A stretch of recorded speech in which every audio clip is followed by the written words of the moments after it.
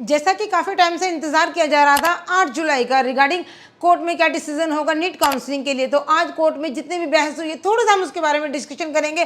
Dear student और parents, court ने government के साथ बहुत सारे क्वेश्चन पुट किए हैं, एनटीए के साथ बहुत सारे क्वेश्चन क्रॉस पुट किए गए हैं। कोर्ट ने पूछा गया है, सुप्रीम कोर्ट ने फटकार लगाई है कि अभी तक इतना सारा स्कैम हुआ, फ्रॉड हुआ, तो अभी तक गवर्नमेंट ने क्या किया।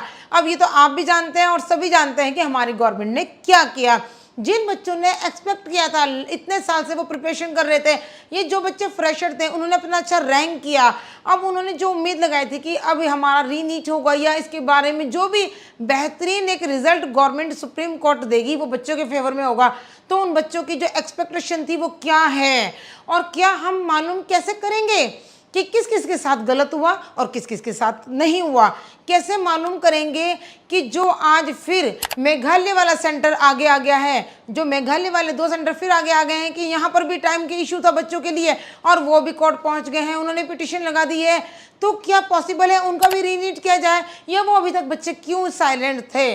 आज जब 8 जुलाई को पूरे इंडिया में नहीं बल्कि पूरे वर्ल्ड में नीट को लेकर हाहाकार मचा हुआ है और अब मेघालय के बच्चों ने जो पिटीशन लगाई है रीनीट के लिए, तो क्या उन्हीं का रीनीट किया जाए जिनको टाइम का इशू था या सभी का रीनीट होगा। ये बहुत बड़ा बिग इशू बन गया है रीनीट को लेकर। क्या अभी फिर उन बच्चों का, मेघालय वाले सेंटर वाले बच्चों का एग्जाम होगा और फिर सभी ऑल ओवर इंडिया के बच्चों की जो रैंकिंग है वो गड़बड़ाएगी। समझ नहीं आ रहा है कि क्या होने वाला है। इसीलिए सुप्रीम कोर्ट ने बहुत कड़क आवाज में फटकार लगा के बोला है कि 10th डेट को यानी 10 जुलाई को सभी डॉक्यूमेंट, सभी एविडेंस जो इधर उधर सब बिखरे पड़े हैं उन सबको इकट्ठा करके मेरे सामने प्रेजेंट किया जाए। मैं हैरान हूँ और आप सभी हैरान हैं। इतने टाइम से 8 तारीख को सुप्रीम कोर्ट का रिजल्ट आएगा, हम सब ये लगा के रखें और अभी ये पता चलता है कि अभी जो सभी एविडेंस है, सभी दस्तावेज है, सभी जो स्टूडेंट हैं, सभी जो फ्रॉड हुआ है अलग अलग सेंटर में, वो सब बिखरा हुआ पड़ा है। यानी कि उन सबको इकट्ठा करके कोर्ट ने कहा है कि मुझे कम से कम मिनिमम 10 पेज की एक चार्जशीट तैयार करके दी जाए, जिसको रीड करके प्रॉपर फैसला किया जाएगा। पूरी टीम बैठेगी और 11 जुलाई को फिर दोबारा इसका एक नोटिफिकेशन आएगा, यानी 11 जुलाई को फिर इसके बारे में फैसला सुनाया जाएगा। और बहुत सारे इंपॉर्टेंट क्वेश्चन पुट किए गए, जैसे कि फॉर एग्जांपल लीकेज वाले बच्चे कितने हैं। आप कैसे पॉसिबल है, हाउ कैन पॉसिबल कि लीकेज वाले बच्चे काउंट करें 1 2 3, तो पॉसिबल ही नहीं है। और क्या अभी भी कुछ लोग पहचानने बाकी हैं, यानी कि जितना स्कैम हुआ है हमारे इंडिया में, तो क्या अभी उन्हें पहचानना बाकी है।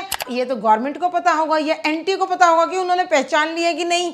अब ये तो कोई ऐसी लिस्ट तो नहीं आई है कि भाई ये वो बच्चे हैं जो लीकेज हुआ था और ये बच्चे हैं जो पहचान लिए गए हैं। तो इसके बारे में भी सारी बातें अभी हवा में ही हैं। क्या एग्ज़ाम ईजी था? एनटीए बार बार कह रहा है कि हाँ इस बार एग्ज़ाम ईजी था, क्योंकि बच्चों ने जो एग्ज़ाम दिया इसलिए 67 टॉपर आ गए हैं, 720 आउट ऑफ 720, क्योंकि एग्ज़ाम इजी था। तो चलो एनटीए जो है, एनटीए की टीम है, उनसे एग्ज़ाम करवा लिया जाए कि एग्ज़ाम इजी था। ये कोई सेंस ही नहीं है। अब टॉपर आ गए हैं तो एग्ज़ाम इजी था, और ये नहीं कहा जा रहा है कि स्कैम हुआ है तो एग्ज़ाम में जब इतना बड़ा घोटाला हुआ है। चलो, क्या हर बार इतने ही बच्चे पार्टिसिपेट करते हैं? यानी कि अभी सुप्रीम कोर्ट को उन्होंने ये भी रिपोर्ट लास्ट 5 सालों की पेश नहीं की गई कि हाँ सर एवरी ईयर 5 सालों में इतने बच्चे बैठते हैं, इतने बच्चे इंप्रूव हो रहे हैं। तो इसलिए सुप्रीम कोर्ट ने पूछा है कि बताओ मुझे, क्या एवरी ईयर इतने बच्चे ही पार्टिसिपेट करते हैं नीट के लिए, और अगर करते हैं तो कट ऑफ क्या रहता है, और कितने बच्चे जो हैं टॉपर बनते हैं, और क्या इतने ही स्टूडेंट होते हैं, और क्या सारे फ्रॉड पकड़े गए या नहीं, कौन कौन फ्रॉड में था।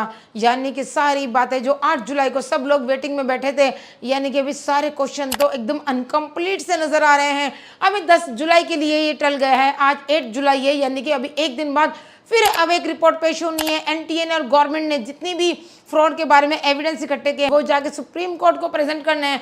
अब देखते हैं कि अब 11th के बाद क्या रिजल्ट हमारे सामने आता है, यानी कि हमारे इतने सारे स्टूडेंट का क्या होने वाला है। मेडिकल स्टूडेंट वेट कर रहे हैं काउंसलिंग के लिए और अभी यहाँ पर एविडेंस इकट्ठे किए जा रहे हैं। हाय, मैं हूँ डॉक्टर शबनम, एमडी शिक्षा मंच। ऐसी ही लेटेस्ट अपडेट देखने के लिए मेरे चैनल को लाइक एंड सब्सक्राइब करना ना भूलिए।